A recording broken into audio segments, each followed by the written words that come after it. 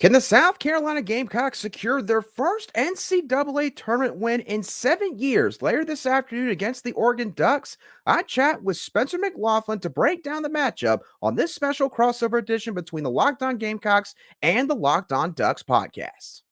You are Locked On Gamecocks, your daily podcast on the South Carolina Gamecocks, part of the Locked On Podcast Network, your team every day.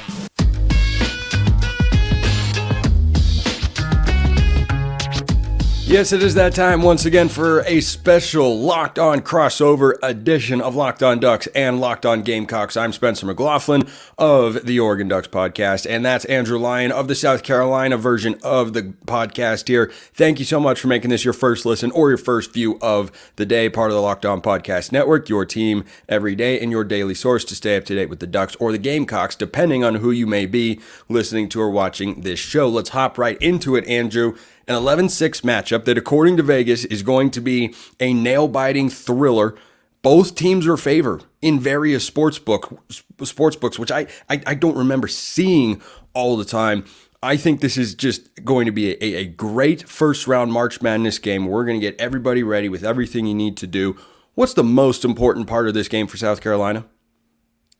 Spencer, I think the most important part of this game for South Carolina is it's going to sound generic, but honestly being able to operate the way in which they like to offensively. South Carolina, if you're a big KenPom person or a numbers person, South Carolina is one of the slowest teams in the entire country in terms of pace. They're not going to fly around like an Alabama or a Kentucky or maybe at times like Gonzaga for those of you on the West Coast. They are going to swing the ball around the perimeter. They're going to try to look for some good matchups coming off of defensive switches. Sometimes they'll just try to feed the ball down low to a Colin Murray Boyles or a BJ Mack, two guys that will willingly work with their back to the basket, which, again, something we don't see a whole lot nowadays in modern basketball. But for the Gamecocks, it's basically trying to get good looks. They're not going to just try to rely on skill and just pure shooting, just pure shooters. They're going to try and work together as a collective unit, which is beautiful basketball to watch when it's clicking on all cylinders.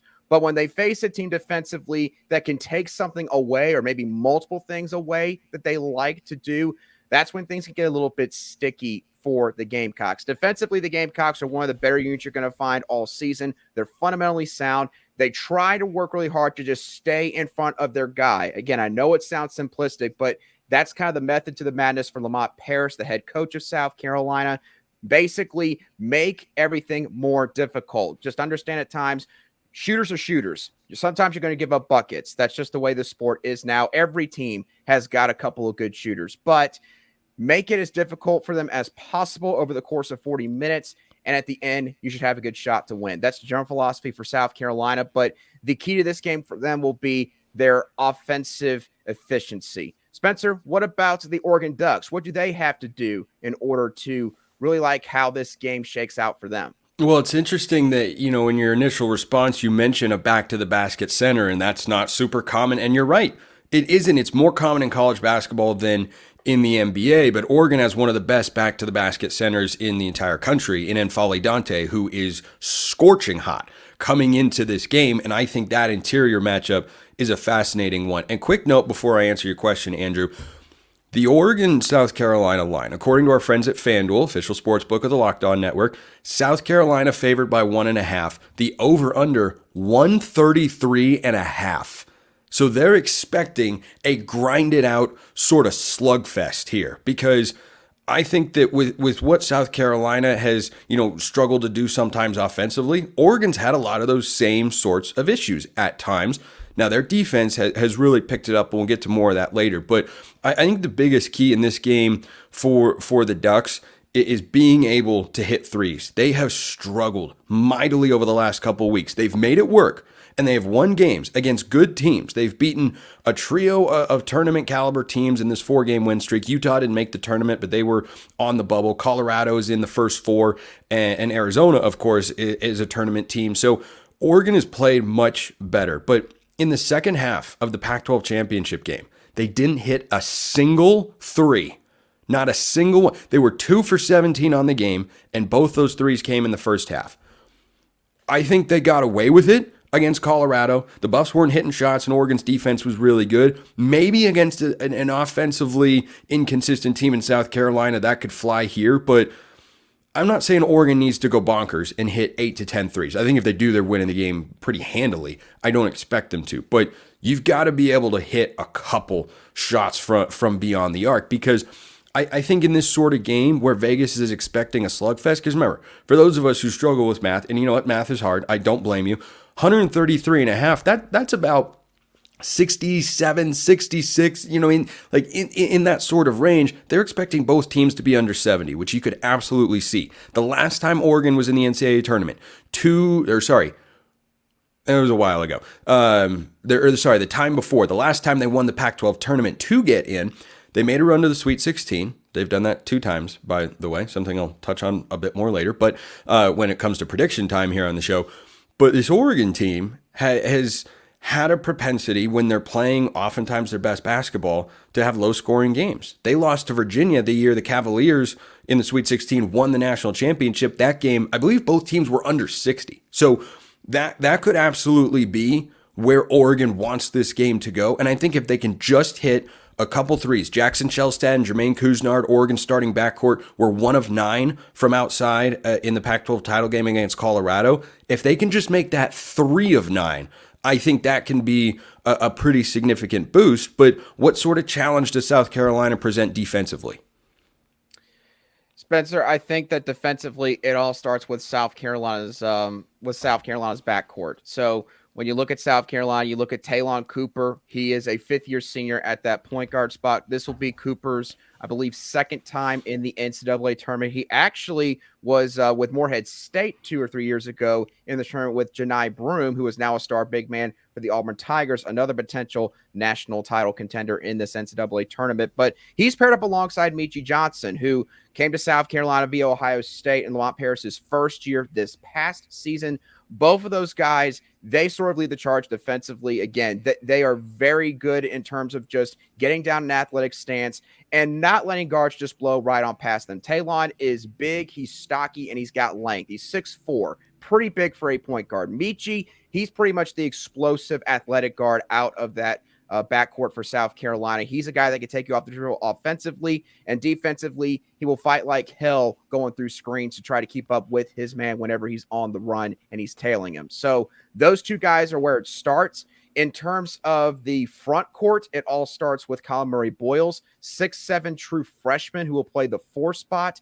Uber athletic. He is going to play in the NBA one day. He missed pretty much all of non-con play with myonucleosis, and he did not really get going until about 6 weeks ago, Spencer. And since then, it's just like he has taken his play to a whole nother level. And defensively speaking, he can jump out the gym, he can get blocks, he stays in front of his guy. Even though he looks a little bit on the smaller side, he can do pretty well against guys that are a little bit bigger than him. So he won't probably be matched up against N'Faly Dante when he is in the game. That'll probably be BJ Mack.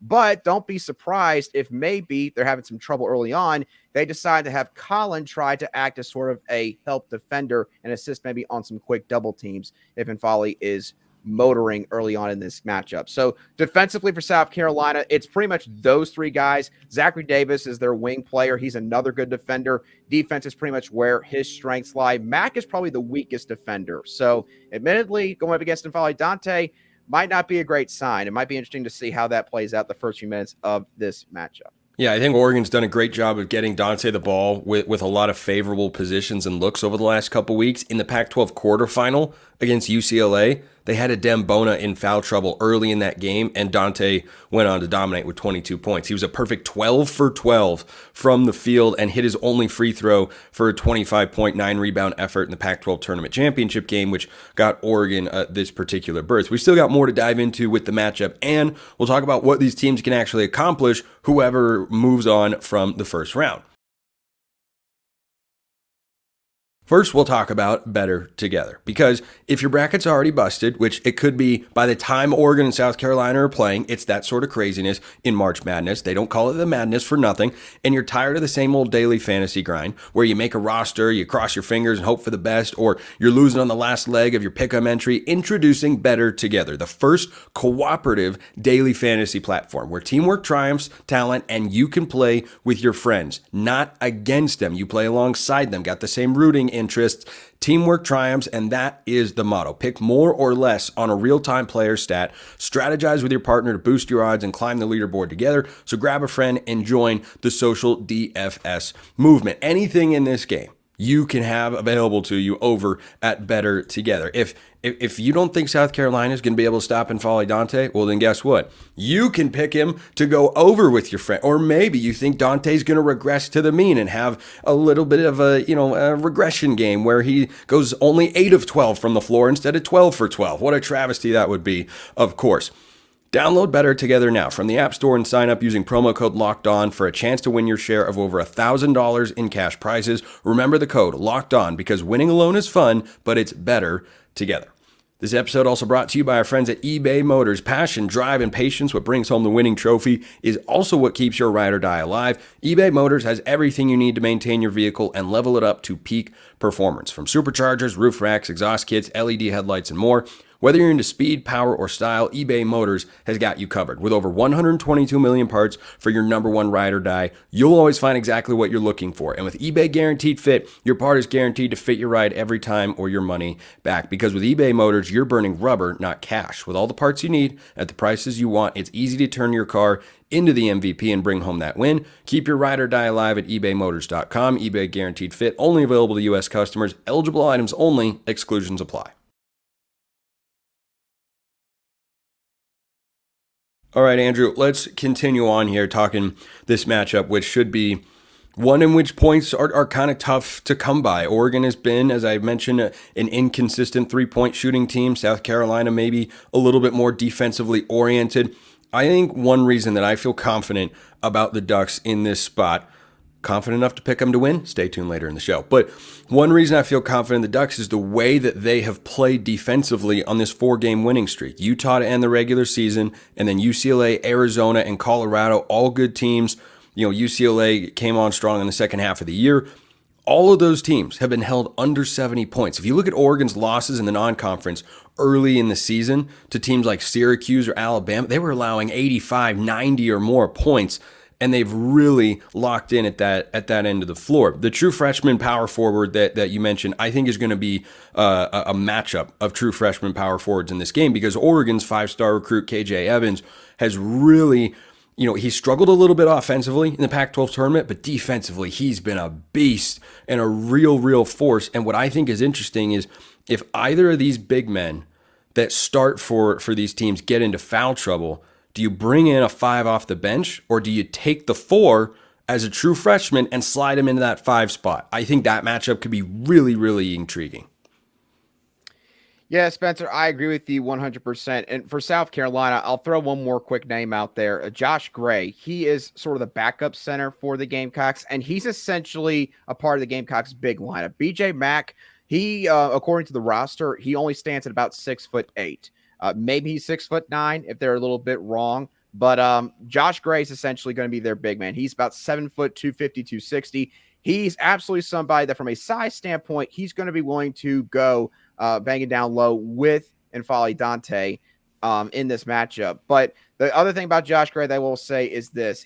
The reason why he does not start for this team is he can also sometimes get into foul trouble. So I think that in this game, BJ Mack, South Carolina starting 5, he's going to have to probably be willing to concede a little bit to N'Faly Dante. Listen, you'll give up 2s over 3s pretty much every single day of the week in basketball, but where he makes his biggest impact is on the offensive end. So BJ, he'll go on slip screens right around the 3-point line, and Meechie and Taylor will go one direction while BJ will fake out a pick and roll. He won't go to the basket. He'll just stay back, watch your big man tail, and then he'll get a pass, and then he'll shoot a 3. He's got a really nice stroke from behind the arc. So I think that foul trouble is absolutely something that's going to be key in this game. It'll also be interesting to see how the refs call this game because, I'm not sure if this is something that you will agree with, Spencer, but I'm going to go ahead and make an assumption here. Pac-12, not as many fouls called because it's probably a lot more, sort of cut to the basket type of game, sort of more so play with your minds instead of, your body. I'm just assuming that based on the Pac-12. Yeah, Might be totally wrong on that. So it depends because, Dana Altman has been vocally critical on the record of how N'Faly Dante is officiated. And not from the standpoint of they call too many fouls on him or he's not. Altman's belief, I don't know that he's had to pay a fine for it yet, but Altman has stated several times he feels like because Dante is so big and such an imposing presence down there that he gets pushed a lot and it doesn't get called. And so I don't know what sort of officiating crews you're going to have. Certainly they've seen big men before, but have they seen a guy like Dante that matches his size and athleticism? I don't know. And so I agree that is a big part of this game because without Nate Biddle to back up N'Faly Dante, who got hurt, then he got sick, he's lost a bunch of weight, he's not expected to play and, has been out for a long time. Oregon's production at the center position is reduced to defense and rebounding only with Mo Diawara. And Mo Diawara is a big body. He'll come in, play hard. He can defend. He's not elite, but he's certainly capable of it. But he'll give you nothing at the offensive end. Whereas when Dante's on the floor, they run a lot of things through him and a lot of pick and rolls with him. That's been the most lethal part of Oregon's offense that changed from the early part of the year. Is they use Dante a lot more in the pick and roll, and he's very, very good with Jermaine Couisnard or Jackson Shelstad, who can also hit mid-range shots. So I think how it gets officiated is indeed a curious factor because if Dante gets into foul trouble, Oregon's got problems. Oregon's got problems, and they'd have to just go crazy from three. Yeah, and Spencer, to work off of your point you just made about the pick and roll actions with N'Faly Dante, BJ Mack's probably the weakest part of his game defensively, I would argue, outside of obvious size disadvantages, which will be the case here against Dante, assuming he goes up against him. It is pick and roll defense. Auburn, for example, the first time South Carolina played Auburn, granted, it's Auburn. They literally run 10 guys deep, and it was in the jungle in Neville Arena. It's tough to win at that place, no matter who it is, but they just ate South Carolina's front court alive with pick and rolls from the top of the key. So that could be something else to watch as well. But for South Carolina, look, I just said what I said about the Pac-12 and how those teams play. Oregon fans might suspect South Carolina, you come from the SEC, there's a lot more physical play. So therefore, there might be a tighter whistle on the Gamecocks in this tournament. South Carolina is one of the better teams in the country at not fouling. I believe Oregon also falls in that category as well. Because, again, South Carolina, they're not going to try to go for a bunch of steals. They're not going to try to full court pressure or anything like that. They're just going to try to stay in front of you and basically just say, you're a great shooter? Fine. You're going to have to make every shot above my hand right in front of your face. That's the way that they're going to defend. So where South Carolina might try to get other teams in foul trouble is BJ Mack and Colin Murray Boyles, more so BJ Mack. BJ Mack will work in the low post for 5, sometimes 7, 8 seconds. Maybe sometimes he stays in the lane too long and it doesn't get called. That's also, again, college basketball now. You never hear 3 seconds anymore in the lane. But BJ will be willing to go to work, and, he can also pump fake. He's very crafty at that because he is also a fifth-year guy. So that might be how they try to get Dante out of the game if they have to resort to that. I think that Oregon's absolute maximum ceiling would be making the Elite Eight. I don't think this is a Final Four team. I've been wrong about predictions in March before. I think if they get through this South Carolina team that certainly had a good year and is not here by way of an automatic qualifier. Remember, Oregon was trying to build an at-large resume throughout the season. They came up short too many times in a couple of key opportunities, had a loss or two that they shouldn't have taken. They had to win the Pac-12 tournament, and they did. That can lead a team to feel very confident. So coming into this game, how confident is South Carolina with the season they've had? And what do you feel like their potential is if they're able to beat the Ducks in round one? Spencer, I think that the Gamecocks feel very confident going into this game because of everything that they've done this year. You throw in the fact that a lot of national media members seem to be kind of picking Oregon as a trendy upset pick on that very much so 11 seed line. Yep. That's just going to add some fuel to the fire for South Carolina that, we're still being doubted despite everything we accomplished. But in terms of the ceiling, I think you can beat Oregon. Creighton is the team, in my opinion, that will worry Gamecock fans the most. Creighton's full of shooters. Obviously, Baylor Shireman leads that group over there. Tennessee, I would actually say South Carolina's not scared of them if you match up with them in the Sweet 16. They've beaten them once before. They've given Tennessee two really, really good fights in the SEC. But I think that they could make it to the Elite Eight if everything falls their way. But of course, Oregon could also upset them on Thursday, and they could dash all that away. So I think that they could definitely get past the first round. Absolute ceiling, Elite Eight probably against Purdue. Yeah, I won't be surprised if Oregon loses the game. I won't be surprised if Oregon gets to the Elite Eight. I think both things are that possible in March. And yeah, Oregon got here because they won the conference tournament, but that doesn't mean that they aren't a team that can play at that sort of level. I mean, they had to beat Arizona along the way to get here. And I think that, in traditional Dana Altman fashion, Oregon's playing its best basketball in the month of March. And that's when you want to be playing your best basketball here. And Oregon's battled injuries throughout the year, so it's been really, really difficult for them to find consistent play, but they seem to have found it right now. And I think, Dana Altman is someone who a lot of people are going to pick in this game. Am I included in that? I'll give you a hint. Yeah, I am most definitely. And we'll get to our game predictions, and we'll talk about the man who does nothing but align Rubik's Cubes.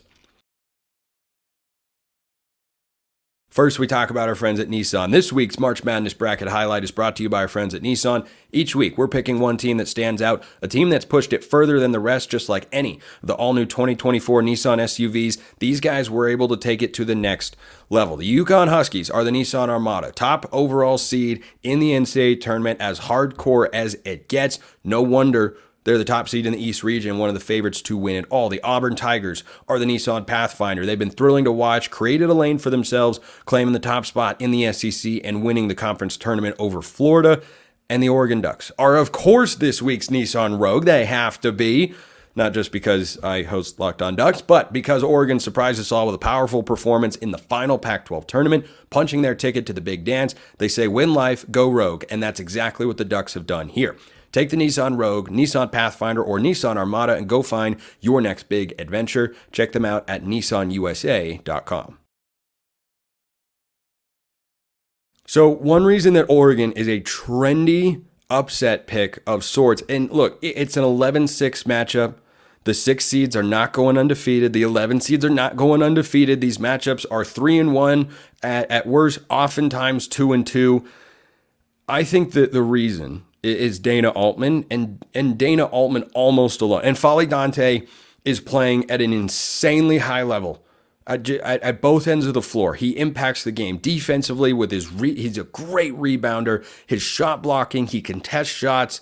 He's done a pretty good job for the most part staying out of foul trouble, as we talked about. That's going to be big in this game. But each of the last 2 times, and there have only been 2 instances, in which Oregon won the Pac-12 tournament, and that was the only way they could make the big dance, Oregon has made the Sweet 16. And both times they lost to the eventual national champion. Back in 2013, they lost to Louisville, and in 2019, they lost to Virginia. So they did those. They accomplished those things as a 12 seed both times. Here they're an 11. I think that history is one of those mythical statistics that you pull out that makes people have a light bulb go on in their head of like, oh, it has to happen. Of course, I do have Oregon going to the Sweet 16. Maybe I'm biased. Maybe I'm looking too much into what I just told you, but that I think is the biggest reason is Dana Altman just Rubik's Cubes, man. He just aligns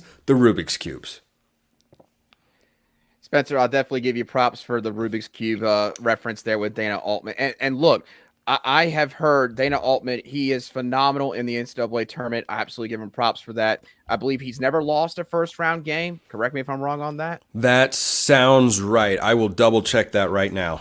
Okay, well, while you double-check that, here's why South Carolina is going to win this game. So Dana Altman, great coach, probably the more nationally known coach in this matchup. But Lamont Paris for South Carolina, folks, he's the SEC Coach of the Year in this conference. And there's a reason why he is one of, I believe, just 10 semifinalists at this point for Naismith National Coach of the Year. Lamont Paris is cerebral within the game. He is great at pushing buttons, knowing when to take a player out, when to make a defensive change. South Carolina, by the way, if they have issues keeping Oregon from driving to the basket, which, it sounds like it's more so 3-point shots and feed the ball down low. But if Oregon does have success driving, South Carolina will run a 1-3-1 zone at times, and they have been fantastic with that zone defense this year, but they only will pull it out when they feel like they have to. So that's also something to watch in this game. But Lamont Paris has been great this season, and I think that he's become a lot more well-known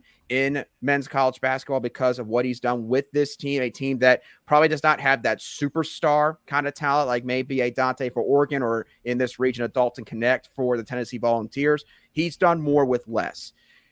Another thing I want to look at real quickly, going back to matchups for just a second. Oregon, I believe, has a freshman point guard coming into this game in Jackson Shelstad.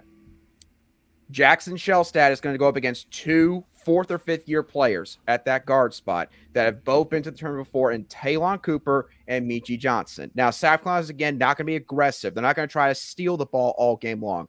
But I think the veteran presence at that backcourt for South Carolina going against a freshman point guard, I think that is something that's going to help this matchup tilt South Carolina's way. South Carolina has played against talented freshman guards before with the Kentucky Wildcats. They absolutely owned that matchup. Now, granted, it was back in January, and they also had this at home. This is much different. It's the NCAA tournament. It's neutral court, just mano-a-mano. Who's going to be the better man for 40 minutes? But I think that's something that's going to help South Carolina and maybe work to partly negate the advantage they might have down low with N'Faly Dante. Last thing I want to say, and I already alluded to it, Oregon has been a trendy upset pick in this game. The Gamecocks were picked dead last in the SEC preseason poll back this past October. South Carolina wound up doing so good this season. Obviously, they're 6th in the tournament, but going back to conference play, they were fighting for an SEC regular season title with the Tennessee Volunteers the last week of the regular season. So beware of overlooking South Carolina. I know it's been 7 years since they've been in the tournament, but the Gamecocks are here to play. And by the way, fun fact, last time the Final Four was in Arizona, guess what? Frank Martin, the then head coach, and the Gamecocks were in the Final Four. I'm not saying they're going to make it all the way. Just saying it could be something magical about Arizona and South Carolina when the Final Four is situated there. So I say all that to say this. I got the Gamecocks winning this game. Okay, so just to confirm what you thought and what is indeed correct, Dana Altman has never lost a first-round NCAA tournament game as Oregon's head coach. In fact, in every postseason tournament he's ever been in, he's always reached at least the second round. His postseason appearances go like this: CBI champion, NIT quarterfinals, Sweet 16, round of 32, Elite 8, Final 4, NIT round 2, Sweet 16, no tournament, but Peyton Pritchard certainly would have won at least one game in there because that team was rolling with PP3 at the helm. Now they've got a different number 3 point guard from Wesleyan. Sweet 16, NIT second round, NIT quarters, and now this season. So that's a pretty strong track record. And why Oregon's a trendy pick, I think this is a go either way game, but I like the Ducks here. I'm with Vegas, though. I think this is very low scoring. I think it could just barely clip the over, but I won't be surprised if it goes under here. I think like a 70, 65, no one is scoring more than 72 points in this game. Anybody who does is winning. I think we probably agree on that, right? Yep. Yeah, I think the first team to go over or to hit 75 or above, that team is winning. I do not see the winner of this game coming out with a 81-78, just absolute shootout and an explosion of offense. I don't see that happening. I think one team is going to struggle with the other team's defense because both have been really good this year, and Oregon is particularly dialed in. I trust Dana Altman, and they can just hit a couple threes. Not a lot, just a couple of threes. If Jadrian Tracy can maybe hit 1 or 2 threes, if KJ Evans could hit a triple here and there, he's been very streaky from beyond the arc. If Shelstad or Kuznard, one of them needs to hit multiple threes. If that happens, if you get 2 or 3 threes from the combination of Tracy and Evans, and you get multiple threes from either Kuznard or Shelstad, I think Oregon's offense will be in a really, really good spot. But I'm stoked for this game. I know all of you are as well because it's March Madness. It's just it doesn't get any better. There is no better sporting event in the world than March Madness. And I'm, just happy at some level that Oregon is in the tournament and will have a chance. But like I said earlier, I think the likelihood that they make the Elite Eight is almost the same as them, losing this first round game, in that it's so reasonable, it's so possible that I'm going to be absolutely dialed in and watching. So I've got Oregon winning. Andrew, I know you've got South Carolina, but any final thoughts? I'll be kind and give you the last word here if you would like it. One last little fun fact going into this game. The magic number is going to be 70. I believe that outside of one or two times this season, when South Carolina's held their opponent to less than 70 points, they've won. So if you're Oregon, the number you want to hit is 70. If you hit that, then there's a higher likelihood the Ducks come out on top. But if you don't hit that, then South Carolina likely be the team going to the round of 32. Andrew Lyon, Locked On Gamecocks. I'm Spencer McLaughlin, Locked On Ducks. Thanks so much for tuning in. Hope you enjoyed this crossover episode. Hope you enjoy the game as well. We'll see you next time. And until then, hope you all have a wonderful rest of your day.